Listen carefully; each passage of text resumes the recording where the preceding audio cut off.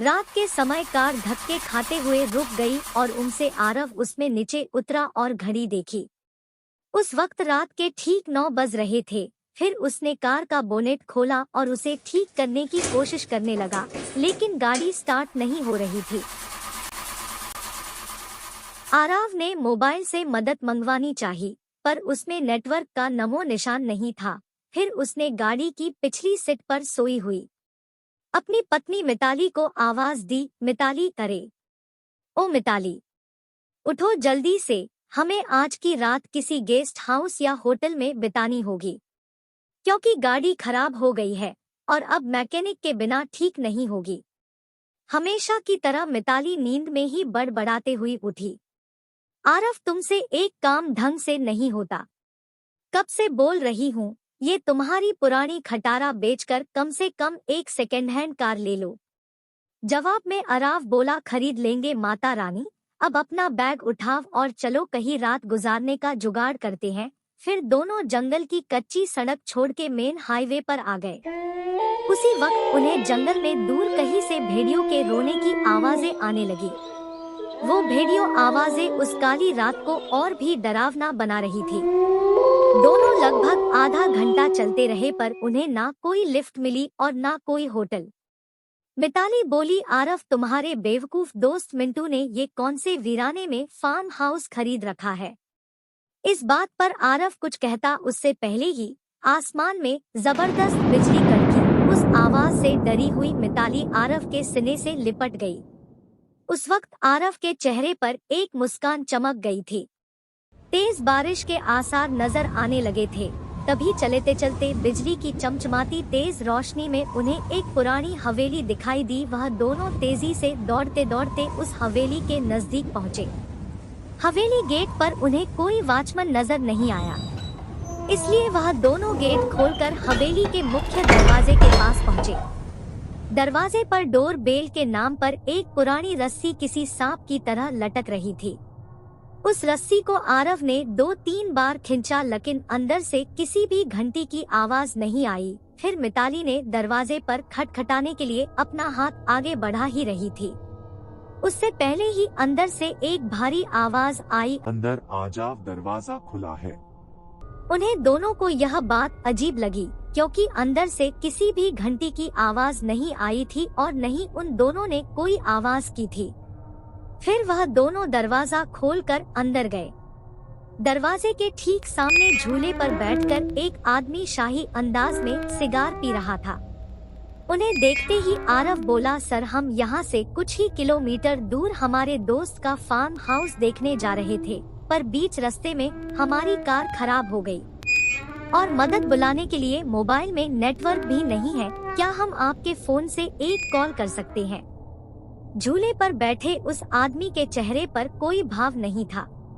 उसने कहा, जरूर कीजिए, टेलीफोन ऊपर के आखिरी कमरे में है। आरव ने उन्हें पहले परिचय देना उचित समझा। उसने कहा, मेरा नाम आरव है और ये है मेरी पत्नी मिताली। जवाब में वह आदमी बोला, मेरा नाम दादा ठाकुर है, मैं इस हवेली का मालिक हूँ। आरव और मिताली हवेली की शान देखते ही रहे थे कि उनकी नजर दादा ठाकुर के पीछे वाली दीवार की सबसे बड़ी फोटो फ्रेम पर पड़ी, जो खाली थी और पूरे घर में तस्वीरें ही तस्वीरें थी। उन सब में एक बात समान थी कि किसी भी तस्वीर में कोई भी हंस नहीं रहा था। सभी तस्वीरें बिल्कुल भी भावनाहीन थी। फिर आरव और मिताली दोनों ऊपरी मंजिल पर गए और आखिरी कमरे में जाकर लैंडलाइन से अपने दोस्त मिंटू को कॉल करने लगे। बहुत बार कोशिश करने पर भी फोन नहीं लग रहा था। तभी मिताली की नजर उस दीवार पर पड़ी वहां और एक फोटो फ्रेम टंगी थी।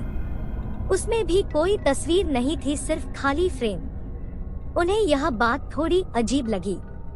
फिर दोनों नीचे गए और दादा ठाकुर से बोले, आपके लैंडलाइन से फोने नहीं लग रहा है।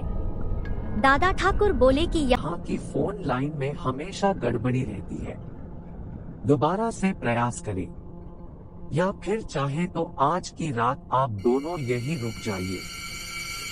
और आरव कमरे में जाकर फिर कॉल लगाने की कोशिश करने लगे, पर सब बेकार। आखिर में दोनों ने रात को वहीं रुकने का निर्णय लिया। बेड पर लेटते ही दोनों की आंख लग गई।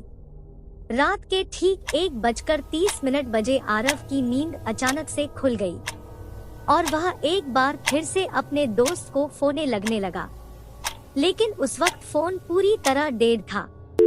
हाथ से फोन नीचे रखते हुए आरव की नजर दीवार पर गई और सामने का नजारा देखकर उसके चेहरे पर से हवाइयां उड़ गई, क्योंकि कुछ घंटों पहले देखी हुई खाली फ्रेम में अब उन दोनों की तस्वीर थी और उसके नीचे लिखी थी उनके मौत की तारीख। उसने मिताली को उठाया और उसे तस्वीर दिखाई।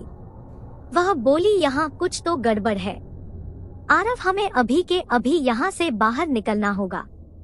फिर दोनों ने वहाँ से सरपट दौड़ लगाई। सीढ़ियों से वह दोनों तेजी से नीचे उतरने लगे, पर उतरते वक्त सीढ़ियों पर उन्हें 4 पैरों की जगह 6 पैरों आवाज आ रही थी। अब वह दोनों काफी डर चुके थे। कुछ भी करके उन्हें बस दरवाजा खोल के बाहर भागना था। पर दरवाजे के पास पहुंचने के बाद जब दोनों ने उसे खोलने की कोशिश की, पर उनकी कोशिश नाकाम रही, क्योंकि दरवाजा किसी ने बाहर से बंद कर दिया था और अब वह दोनों उस भुतहा हवेली में कैद हो चुके थे।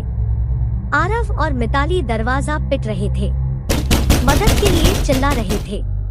उसी वक्त बदकिस्मती से बिजली चली गई और मौत ने अंधेरे की चादर से सब कुछ ढक लिया और चारों तरफ शमशान का सन्नाटा फैल गया। मिताली अपने कांपते हाथों से मोबाइल टॉर्च चालू करने लगी। जैसे ही उसने टॉर्च चालू की उसकी रोशनी सबसे पहले सामने वाली उस बड़ी से फोटो फ्रेम पर पड़ी, जिसे फ्रेम को आते वक्त दोनों ने खाली देखा था।